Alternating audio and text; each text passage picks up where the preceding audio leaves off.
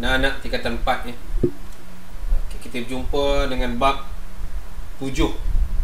Lebih sebulan kita tak belajar. Bab 7 ni tajuknya ialah usaha ke arah kemerdekaan. Tajuk ni agak sedap juga sebab apa yang kita akan belajar dalam bab ini ialah kita tengok itu kita akan belajar dalam bab ini ialah 5 benda ini. Latar belakang idea negara merdeka, tentang kuasa hubungan antara kaum, sistem ahli, sistem pendidikan dan penubuhan parti politik. Okey.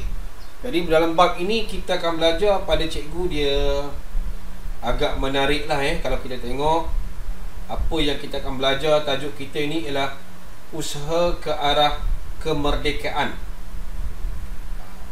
Kita nak merdeka dah ni. Apa usaha-usaha kita ke arah mencapai kemerdekaan.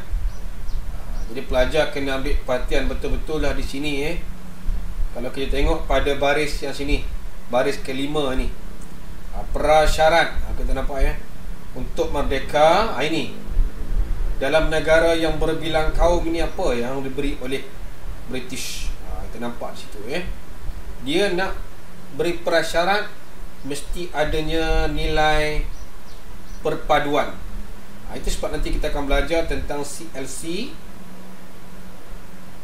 pembentukan sistem ahli, sistem pendidikan kebangsaan dan kerjasama parti politik. Ini 4 yang kita belajar ke arah mencapai kemerdekaan. Jadi kalau soalan tanya apakah bentuk ataupun cara nak mencapai kemerdekaan, di sinilah 4.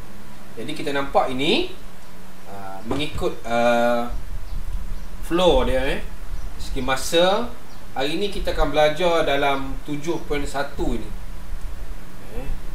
7.1 ni secara kronologi kita akan belajar tentang latar belakang negara merdeka. Latar belakang negara. Bagaimanakah negara kita ni boleh membawa ke arah kemerdekaan. Okey. Kita tengok dia akan ikut urutan masa. Yang pertama ini adanya Kesatuan Melayu Muda. Bila sebut Kesatuan Melayu Muda, pelajar kena ingat balik pengasasnya ialah Ibrahim Haji Yaakob.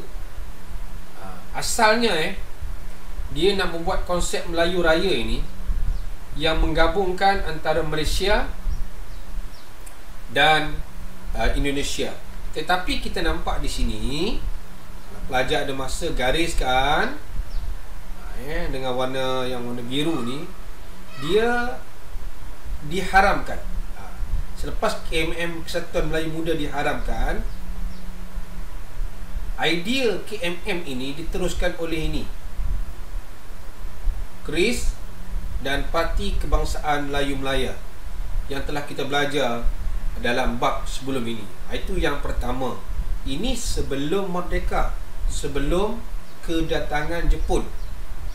Parti yang kedua, ini parti sambungan daripada KMM, iaitu selepas kekalahan Jepun.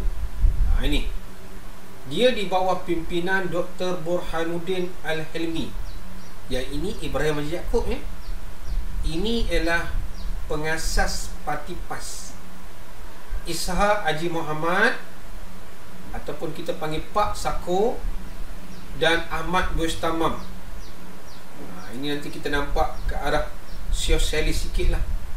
Yang mereka ini memperjuangkan sama, iaitu konsep Melayu Raya. Konsep Melayu Raya yang cikgu bagi tahu sebelum ni, konsep mereka ini ialah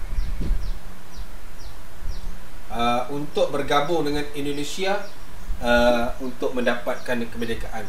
Itu kita nampak. Yang ketiga, Ahmad Bustamam PKMM. Selepas itu beliau telah menubuhkan parti lain pula. Kalau kita tengok partinya ialah Angkatan Pemuda Insaf. Ini kita tengok dalam tajuk Melayu Union kita belajar tu dia ada. Ini Ahmad Bustamam. Kita tak nak tengok detail sangatlah dalam bab ini. Jadi nampak pendekatan Angkatan Pemuda Insaf ini agak slow jugalah. Tetapi dia ni dia radikal. walaupun dia slow, dia tidak mendapat sambutan kerana pendekatan dan imej dia ni radikal, menyebabkan dia diharamkan. Jadi kalau soalan tanya, mengapa Angkatan Pemuda Insaf ini tidak mendapat sambutan? Pelajar kena bagi tahu kerana pendekatan dia tu, pendekatan mereka ini walaupun dia slow, lemah lembut, tetapi dia radikal. Okey. Seterusnya ada parti di Sarawak. Kita dah belajar sebelum ni, Datuk Patinggi Abang Haji Abdullah. Ini kita belajar tentang dengan Rosli Dobi hari itu. Kalau kita belajar, dia ini ialah menentang penyerahan Sarawak kepada British. Selepas James Brooke ataupun keluarga Brooke menyerahkan ataupun engkar pada janji nak menyerahkan Sarawak kepada orang Sarawak sendiri. Ini kita nampak. Seterusnya ialah Pergerakan Pemuda Melayu. Ini juga Sarawak ni, di Sibu. Kita nampak di situ. Jadi inilah pergerakan pemuda yang radikal, yang kalau kita nampak yang menubuhkan Pakatan Sulit Rukun 13, yang memunah Sir Duncan Stewart. Ini pegawai British, dan kita nampak ini adalah gerakan anti penyerahan. Okey, ini 1946. Dan kita tengok seterusnya ialah parti keramat kita lah, iaitu Parti UMNO yang ditubuhkan oleh Dato' On Jaafar, tapi dia gemilang zaman Tunku Abdul Rahman lah. Kita nampak slogannya daripada Hidup Melayu ditukar kepada Merdeka. Mula-mula Hidup Melayu sebab mereka menentang British. Jadi bila dah nak mendapat kemerdekaan, selepas adanya sistem ahli 1951 ni, dia menukarkan kepada slogan Merdeka. Yang lain-lain tu, yang ini cikgu biarkanlah. Ini Parti India, Malayan Indian Congress, John TV. Dia juga memperjuangkan kemerdekaan. Parti Hizbul Muslimin, ini parti yang diasaskan di Mahat Ihya Syarif Gunung Semanggol ya. Masih ada sekolah ini. Tempat pengasasan parti PAS juga. Namun begitu kita tengok Hizbul Muslimin ni sama macam API juga tadi, dia telah diharamkan oleh British ya. Kita nampak bawah dia tulis. Parti Melayu ada, Parti Islam pun ada. Yang ketiga ialah Parti Cina, MCA. Ini Tun Tan Cheng Lock, seorang daripada keturunan Baba Nyonya. Jadi parti MCA dengan MIC ni dia pada asasnya ialah menyokong ke arah kemerdekaan. Seterusnya kita ada Parti Islam.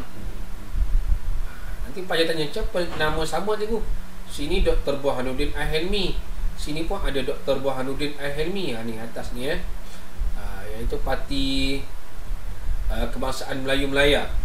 Itu asas dia ini Parti PAS. Dan idea-idea yang lain pelajar akan nampak dalam bab 7.1 ini. Kita hanya belajar tentang parti politik. Kalau kita tengok di sini, ini parti-parti politik yang ada pada waktu itulah. Kita ada KMM, nampak Ibrahim Haji Yaakob, Melayu Raya. Kita ada Parti Kebangsaan Melayu Melaya, ada Angkatan Pemuda Insaf. Tengok di sini kita nampak ini Ahmad Bestamam. Nama-nama ni ada Dr. Burhanuddin Al-Helmi, smart betul-betul ya. Inilah lambang UMNO. Inilah pengasas UMNO yang berdiri di kaki Istana Johor, tangga tu. Kalau kita nampak depan Istana Besar Johor, ini adalah Abu Bakar Al-Baqir. Ini adalah pemimpin Parti Hizbul Muslimin. Ini logo MIC, MCA. Dan ini adalah pengasas dia lah. Jadi cikgu rasa 7.1 ini, kalau kita nak tengok lah apa yang pelajar belajar, dia hanya melibatkan parti politik. Sebab asas perpaduan awal ialah UMNO, MCA, MIC. Ketiga-tiga ni mewakili kaum. Dan kalau kita tengok, ada juga parti yang bersifat agama Islam, ada juga parti di Sarawak, tapi kita tak nampak parti di Sabah. Nanti kita akan tanya kenapa di Sabah tak ada. Okey, cukup untuk hari ini. Asas pembelajaran kita yang pertama, parti politik, dan cikgu akan bagi soalan kepada pelajar. Baik, itu saja. Terima kasih.